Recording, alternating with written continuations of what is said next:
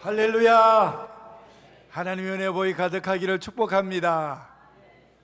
교회가 교회되게 하는 이유가 뭡니까?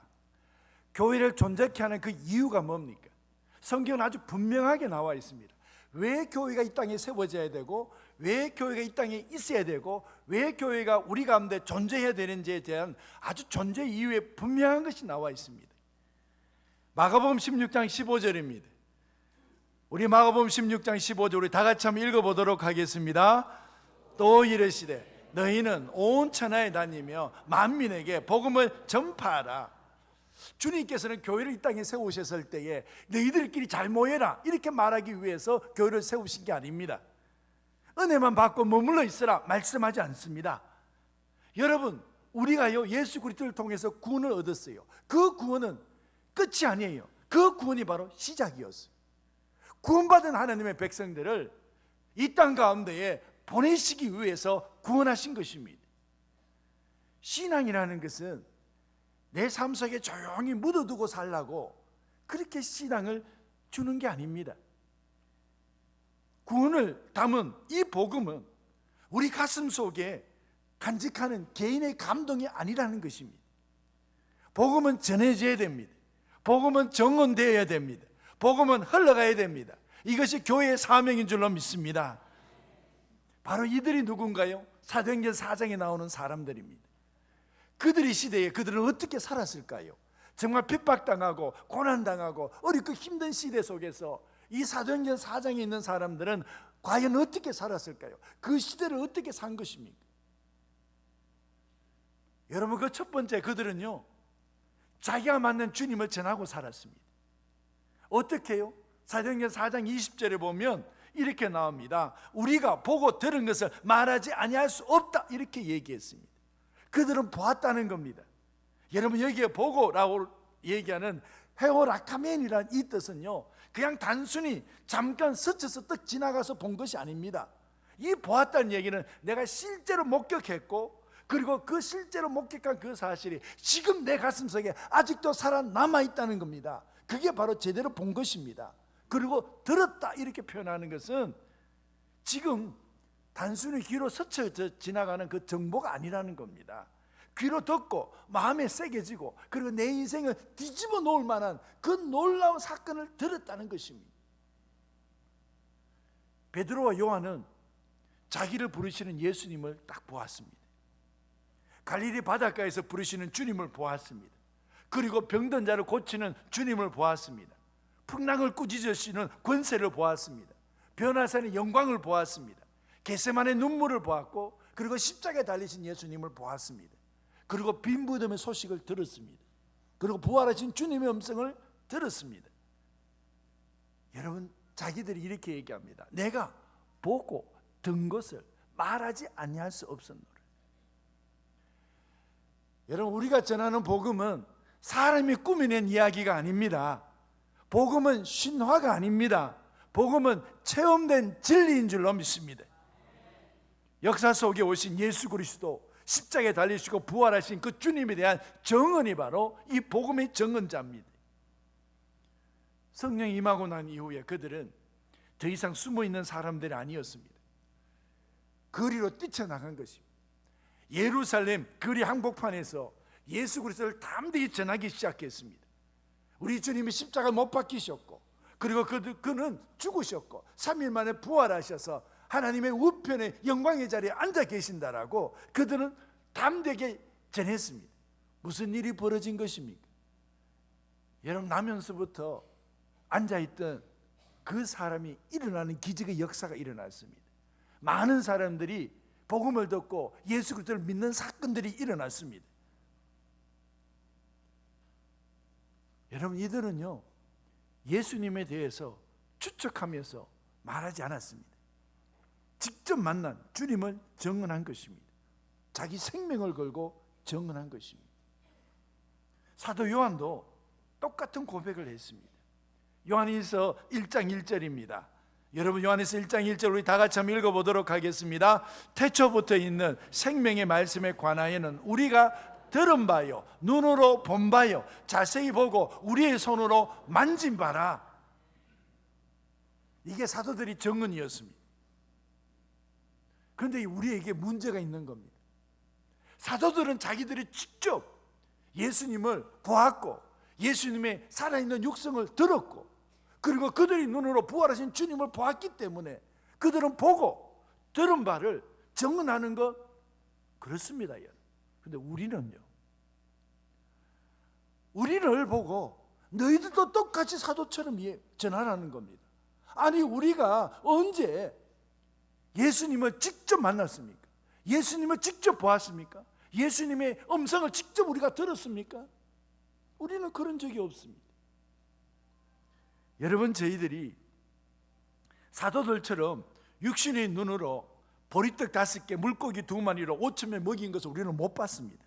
무리로 걸으신 예수님을 우리는 보지 못했습니다. 그리고 예수님께서 산상수훈하시는 그 귀한 말씀을 우리는 직접 듣지도 못했습니다. 부활하셔서 말씀하시는 주님의 음성 우리가 듣지 못했습니다. 그런데 우리 보고 너희가 보고 듣고 그리고 본 바를 전하라고 이렇게 말씀을 하십니다. 이게 도대체 우리는 어떻게 받아들여야 되는 것입니까? 여러분, 제가 여러분들에게 한번 여쭤봅시다. 사도 바울이 생전에 예수님을 본 적이 있습니까? 없습니까? 사도 바울이 살아있을 때에 예수님의 그 살아있는 육성의 음성을 들은 적이 있습니까? 없습니까? 없어요, 여러분. 성경 어느 곳에 사도 바울이 있을 때에 그가 예수님께서 기적을 일으키는 그 현장을 보고 예수께서 말씀하시는 것을 그가 들었다, 이런 표현이 성경에 어디에 있습니까, 여러분? 없습니다, 여러분. 그럼에도 불구하고 사도 바울은 그 12명의 사도들보다도 더 열심히 수고하고 자기의 생명을 바쳐서 예수 그리스도에게 보고 들은 것을 전했다라고 나와 있습니다. 아니 도대체 무슨 일이 일어난 것입니까? 사도행전 9장 3절에 보면 사도 바울이 다메섹에 있는 그리스도인들을 핍박하려고 옥에 가두어서 죽이려고 다메섹으로 올라가는 중이었습니다. 그때에 3절에 보니까 사울이 길을 가다가 다메섹에 가까이 이르렀더니 호련히 하늘로부터 빛이 그를 둘러 비추는지라. 하늘로부터 막 빛이 막 갑자기 임하는 것입니다. 그러니까 4절에 보니까 땅에 엎드려져 들음에 소리가 있어 이르시되 사울아 사울아 내가 어찌하여 나를 박해하느냐 하시거늘 지금 그는요 빛을 봤어요. 그리고 소리를 들었어요. 5절에 대답하되 주여 누구시뇨니까 이르시되 나는 너가 박해하는 예수라. 여러분, 어떻게 해서 이런 일이 일어난 것입니까? 무엇으로 인해서 이런 일이 일어났습니까? 사도 바울은 이렇게 딱 고백을 해요. 고린도후서 4장 6절입니다. 우리 고린도후서 4장 6절 우리 다 같이 한번 읽어보도록 하겠습니다. 어두운데 빛이 빛이라 말씀하셨던 그 하나님께서 예수 그리스도의 얼굴에 있는 하나님의 영광을 아는 빛을 우리 마음에 비추셨느니라. 예수 그리스도의 얼굴에 있는 하나님의 영광을 아는 그 빛을 우리에게 비춰주었다는 겁니다. 여러분, 지금 이 사도 바울이 어떻게 예수님을 만났고 어떻게 그 살아계신 예수님을 보았고 그리고 들었습니까? 하늘에 빛이 비추어졌다 그랬지 않습니까? 그리고 주님의 음성을 들었다고 그러지 않습니까? 여러분, 지금 우리 가운데 우리가 어떻게 예수 그리스도를 만났다고요? 여러분, 내 지식으로 내 능력으로 만난 게 아니지 않습니까? 하늘의 빛이 우리 삶 속에 비추어져서 그 하나님의 빛 때문에 예수 그리스도의 영광을 알았다는 것입니다. 고린도전서 12장 3절에 분명히 이렇게 얘기합니다. 내가 너에게 알리노니 하나님의 영으로 말하는 자는 누구든지 예수를 저주할 자라 하지 아니하고 또 성령으로 아니하고는 누구든지 예수를 주시라 할 수 없느니라. 성령의 빛으로 성령으로 말미암아 우리에게 하나님을 아는 것을, 그리고 우리가 하나님을 만나는 것을, 우리가 예수 그리스도의 십자가를 알 수 있도록 비추어 주었다는 것입니다. 뭐요? 성령으로. 예수님을 믿어지는 것이, 내가 예수님이 믿어지고 주님이라고 부르는 것이 내 능력으로 되는 게 아니라는 것입니다. 하나님의 빛이 비추어졌어. 성령으로 우리가 주님을 만난 것입니다. 성령으로 주님이 믿어진 것입니다. 성령으로 내가 죄인인 것을 알고 성령으로 예수 그리스도의 구원의 십자가가 내 것이 된 것입니다. 여러분, 그래서요, 우리도 이렇게 얘기합니다. 내가 주님을 만났다라고, 내가 주님의 음성을 들었다라고, 내가 주님을 보았다라고 우리는 이렇게 고백을 합니다. 그래서 우리 주님은 지금 이렇게 말씀하십니다. 너가 본 것, 너가 만났던 것, 너가 처음 했던 것, 너가 하나님의 은혜를 누렸던 것, 그 너가 만난 예수 그리스도를 전하면서 살아라. 여러분, 우리가 이 시대에 살아가야 될 이유인 줄로 믿습니다. 그리고 두 번째로, 지금 사도행전 4장에 보니 베드로와 요한이 복음을 전했습니다. 복음의 능력이 나타났습니다. 많은 사람들이 믿었습니다. 그런데 여러분, 동시에 핍박도 일어난 것입니다. 베드로와 요한은 사로잡혔습니다. 그를 핍박하던 제사장들, 그리고 성전 맡은 자들, 사두개인들이 이 종교적 권력 앞에 이 두 사도는 서 있게 된 것입니다. 그들에게 하는 이야기가 뭡니까? 저들을 다시는 예수 그리스도의 이름을 말하지 않게 하자라고 그들을 위협하고 경고하고 협박한 것입니다. 이게 나옵니다, 여러분. 18절입니다. 18절이 이렇습니다. 그들을 불러 경고하여 도무지 예수의 이름으로 말하지 말고 가르치지 말라 하니, 내 너 경고한다. 너 절대로 이제부터는 예수 그리스도를 전하지 마, 가르치지 마. 그때 여러분 20절에 이 사도들이 신앙의 고백이 뭔 줄 아세요? 20절이 딱 이렇게 얘기해요. 우리는 보고 들은 것을 말하지 아니할 수 없다. 이렇게 고백합니다. 세상은 우리 보고 뭐라고 얘기해요? 너 침묵해. 좀 믿어도 조용히 믿어. 직장에서 드러내지 마. 왜 가정에서 우리를 불편하게 만들어? 왜 믿지 않는 사람, 믿지 않는 우리 엄마, 아버지, 아니면 형제들에게 왜 예수 그리스도를 전해? 왜 너 때문에 우리 가정이 이렇게 불편하게 돼야 돼? 여러분, 세상이 늘 우리에게 하는 얘기잖아요. 늘 위협하고 협박하는 얘기잖아요. 경고하는 얘기잖아요. 여러분, 우리가 세상의 허락을 기다릴 필요가 있습니까? 이 명령은 우리 주님이 만천하에 만민들에게 복음을 전하라는 이 말씀은요, 지금도 유효합니다. 우리는 주님의 명령을 받았습니다. 그래서 우리는 어떻게 고백하느냐고요? 사도행전 4장 19절에 이렇게 나옵니다. 하나님 앞에서 너희의 말을 듣는 것이 하나님의 말씀을 듣는 것보다 옳은가 판단해라.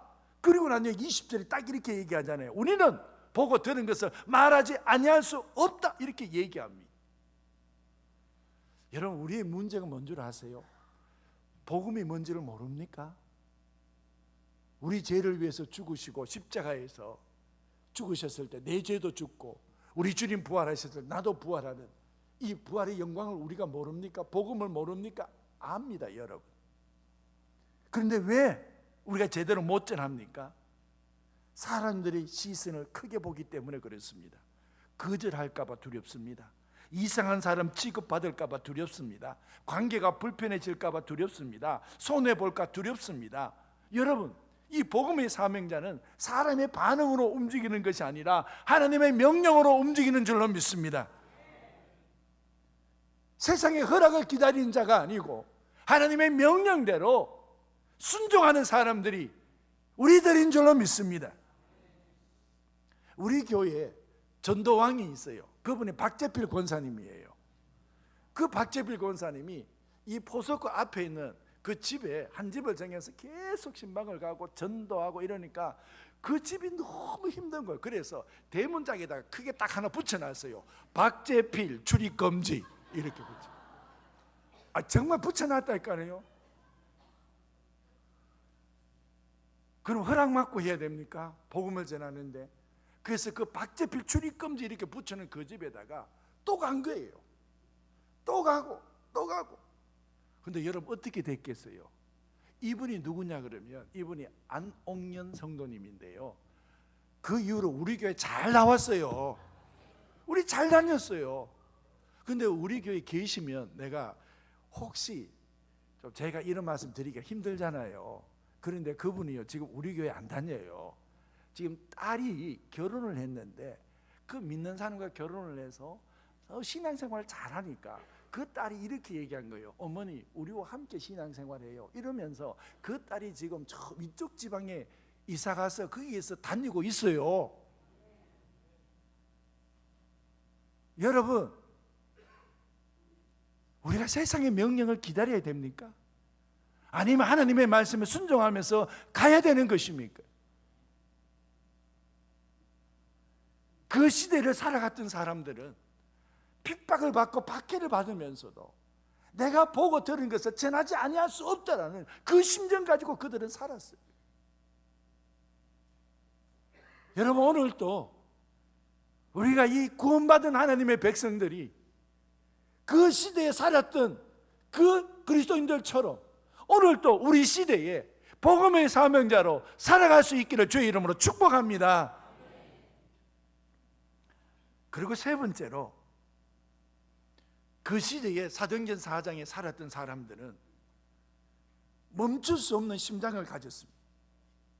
그들은요, 잃어버린 영혼을 보면 마음이 움직이기 시작합니다. 여러분, 우리도 우리 가정을 보면 나도 모르는 사이에 기도가 나오잖아요. 여러분, 우리 주변에 있는 어렵고 힘든 사람들을 보면 나도 모르는 사이에 막 기도가 나오지 않습니까? 왜 그렇습니까, 여러분? 이 복음의 심장을 가진 사람들은 잃어버린 영혼을 보면 자기도 모르는 사이에 심장이 먼저 반응을 하는 것입니다. 복음의 사명자는 말을 잘하는 사람이 아니에요. 잃어버린 영혼을 보면서 내 심장이 먼저 움직이는 사람이에요. 그래서 그들은 이웃을 보면 전도가 막 나오는 것입니다. 죄 가운데 무너져가는 시대를 보면 침묵할 수가 없는 것입니다. 말하지 아니할 수가 없었도다. 누가 이렇게 살아가느냐고요? 예레미야가 이렇게 살았어요. 예레미야는 선지자입니다. 하나님의 말씀을 받아서 너는 이 말씀을 전하라고, 그래서 그 이스라엘 백성들이 타락하고 부패했을 때에 너희들이 그 죄를 회개하라고, 그리고 너희들이 하나님께로 돌아오라고, 만약에 그렇지 않으면 이 땅이, 이 나라가 이 적에 의해서 상김을 당할 것이라고 막 메시지를 전합니다. 근데 듣지를 않아요. 그리고 여러분, 오히려 그들이 예레미야를 조롱합니다. 그리고 멸시합니다. 그리고 핍박을 합니다. 예레미야가 지쳤습니다. 예레미야도 상처를 받았습니다. 그리고 핍박을 받고 낙심했습니다. 이제 자기가 하나 결단을 합니다. 다시는 내가 이 하나님의 말씀을 전하지 않을 것이다. 예레미야는 그만두고 싶었습니다. 그리고 이 일을 멈추고 싶었습니다. 그래서 다시 말하지 않겠다고 결심을 합니다. 그때에 예레미야 20장 9절에 그의 신앙의 삶을 한번 보십시오. 우리 다 같이 한번 읽어보도록 하겠습니다. 내가 다시는 여호와를 선포하지 아니하며 그의 이름을 말하지 아니하리라 하며 나의 마음이 불붙는 것 같아서 골수에 사무치니 답답하여 견딜 수 없나이다. 하나님께서 그 마음속에 불을 주신 거예요. 자기 마음속에 내가 다시는 하나님의 이름을 말하지 아니하고 내가 다시는 하나님의 명령을 하신 것을 내가 이제는 더 이상 행하지 않을 것이라고 작정했을 때 이미 그 속에 하나님께서 불붙는 것 같은 마음을 주셨어요. 나 이제 그만하고 싶어요. 그런데 하나님의 말씀이 내 안에 불이 되어서 도저히 내 입술을 닫을 수가 없다는 것입니다. 여러분, 우리는 이걸 가지고 사도행전 4장 20절에 우리가 보고 들은 것을 말하지 아니할 수 없다 라고 고백하는 것과 같습니다. 사람들은 말합니다. 시대가 악하다고 말합니다. 세상이 험악하다고 말합니다. 전도하기 어렵다고 말합니다. 믿음 지키기 어렵다고 말합니다. 근데 성경은 지금 우리에게 다른 것을 보여주지 않습니까? 세상이 어두워서 악해서 이게 문제가 되는 것이 아니라고 말하지 않습니까? 중요한 사실은 우리 가슴 속에 타올라야 되는 하나님의 불이 식어버렸다는 겁니다. 복음의 빛이 흐려진 게 아니지 않습니까? 나의 죄를 보면 볼수록 더 뚜렷해지는 것이 예수 그리스도의 십자가의 구원이지 않습니까? 그럼에도 불구하고 그 복음의 빛이 내 속에서 밝게 빛나지 않는 것이 무엇입니까? 여러분, 내 속에 그 복음의 빛이 연약해져 가는 거잖아요. 복음의 사명자는 침묵할 수 없습니다. 마지못해 하는 사람이 아니라 내 속에 하나님께서 말씀하시기로 마음이 불붙는 것 같아서 가만히 있으면 내가 답답해서 견딜 수가 없다고, 그래서 오히려 그 불붙는 심정 가지고 예수 그리스도를 전하는 사람, 그 사람이 되겠다는 것입니다. 이것을 가지고 사도 바울은 고린도전서 9장 16절에 이렇게 얘기합니다. 내가 복음을 전할지라도 자랑할 것이 없으면 내가 부득불할 일입니다. 내가 이 일은 어떤 일이라도 꼭 해야만 하는, 부득불해야 될 일이라는 겁니다. 왜 그런 줄 아세요? 사도 바울이 예수님을 만났잖아요.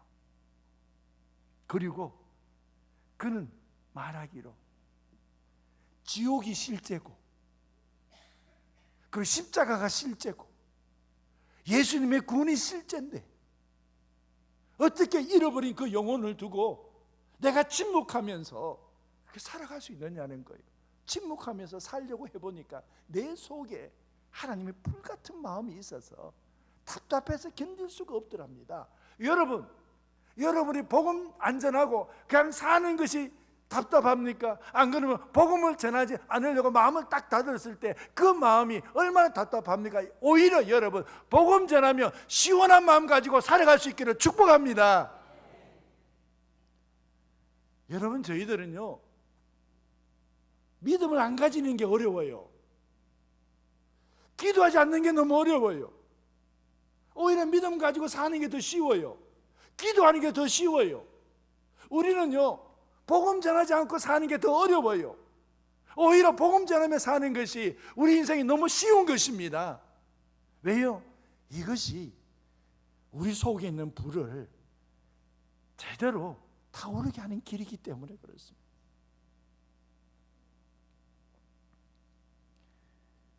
저희들은 예수님을 만났어요.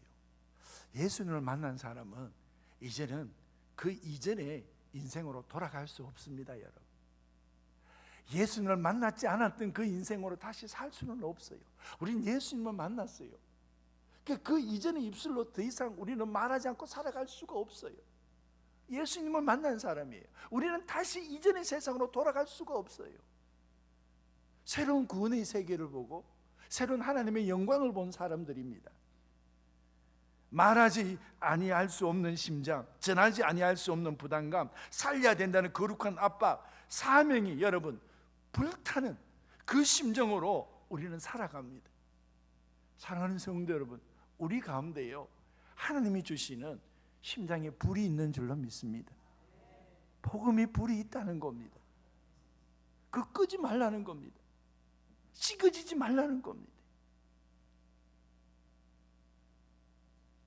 저희들이 이 교회에 그 복음의 불이 꺼지면은요, 교회는요 그냥 종교 기관이 되는 겁니다. 이 불이 꺼지면은요 예배는 형식이 되는 겁니다. 이 복음의 불이 꺼지면은요 전도주의를 하자 이러면 그냥 행사가 되는 겁니다. 여러분, 우리 속에 복음의 불이 꺼지면 잃어버린 영혼을 위해서 우는 것이 거쳐집니다. 우리는 세상을 향해서 소리칩니다. 두드립니다. 깨웁니다. 왜 그렇습니까? 잃어버린 영혼을 보면 우리 심장이 먼저 움직이는 것입니다. 믿지 않는 가족을 보면 저절로 기도가 하는 것입니다. 믿지 않는 사람들을 보면 저절로 우리 속에 복음을 전하도록 우리 심장이 움직이는 것입니다. 여러분, 이것이 바로 멈출 수 없는 복음의 심장인 줄로 믿습니다. 예수님의 십자가, 그 십자가를 아는 우리들이 죄 가운데에 살아가는 그 영혼을 보면 침묵할 수 없는 것이 당연한 일 아니겠습니까? 사도행전 4장 20절에 초대교회 때에 그 시대를 살아갔던 하나님의 백성들의 삶을 지금 오늘 이 시대에 우리들은 그들의 삶을 보고 있습니다. 여러분, 우리 마음이 주님으로 다시 뜨거워질 수 있기를 축복합니다. 하나님의 말씀이 뜨거워지면 무너졌던 심장이 다시 깨어나는 것입니다. 여러분, 사명의 자리로 다시 돌아갈 수 있기를 축복합니다. 제가 이제 말씀을 맺습니다. 하나님께서는 우리 모두에게 물으십니다. 너 정말 복음의 사명자 맞느냐고요? 너는 예수님을 말하지 않고 살 수 있느냐고요? 너는 잃어버린 영혼을 위해서 아직도 너희 심장이 뜨거우냐고요? 묻고 있는 것입니다. 여러분, 우리 안에 이 고백이, 주님을 향한 고백이 다시 살아날 수 있기를 축복합니다. 기도하겠습니다. 하나님 아버지, 우리가 보고 들은 것을 말하지 아니할 수 없도다 고백할 수 있는 이 고백이 우리의 고백이 되게 주시옵소서. 주님의 심장이 다시 살아나게 하여 주시옵소서. 말하지 아니할 수 없다는 이 고백이 다시 살아 움직이게 하여 주옵소서. 그래서 우리가 복음을 전함으로 더 나은 세상 만들게 하여 주시옵소서. 예수님의 이름으로 기도합나이다. 아멘.